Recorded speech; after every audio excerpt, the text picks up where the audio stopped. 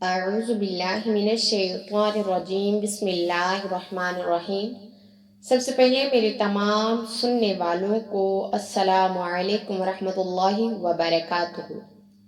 میری آج کی گفتگو کا موضوع ہے کہ سنت کی کیا اہمیت ہے۔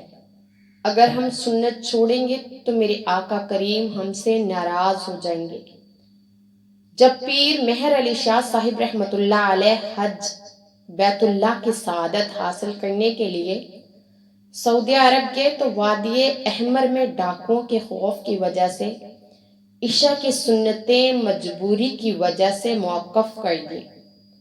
آپ فرماتے ہیں کہ میں اسی رات خواب میں خود کو مسجد نبوی میں پایا اور دیکھا کہ حضور نبی کریم صلی اللہ علیہ وآلہ وسلم تشریف فرما ہے اور مجھ کو بلاتے ہی نہیں۔ میں درخواست کرتا ہوں کہ حضور میں تو آپ کے دیدار کے لیے اتنی دور سے آیا ہوں، لیکن آپ نے مجھے اپنے لطف و کرم سے محروم رکھا ہے۔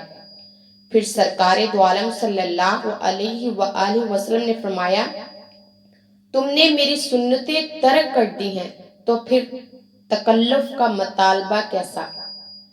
پھر پیر مہر علی شاہ کی آنکھ کھل گئی۔ آپ نے فوراً وضو کیا اور دوبارہ مکمل عشاء کی نماز پڑھی۔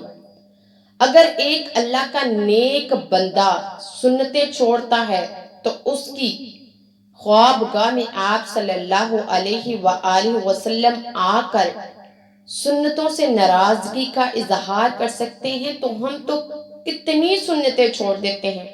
بعض عورتیں نماز پڑھتی ہیں، صرف فرض پڑھ لیتی ہیں لیکن سنت ادا نہیں کرتے۔ اسی طرح اور بہت ساری سنتیں ہیں جسے ہم حقیر سمجھ کر چھوڑ دیتے ہیں، تو ایک ذرہ سی نیکی بھی ہمارے لیے نجات کا ذریعہ بن سکتی ہے۔ اس لیے میرے آقا کریم نے فرمایا، جو مجھ سے محبت کرتا ہے تو وہ میری سنتوں سے بھی محبت کرتا ہے۔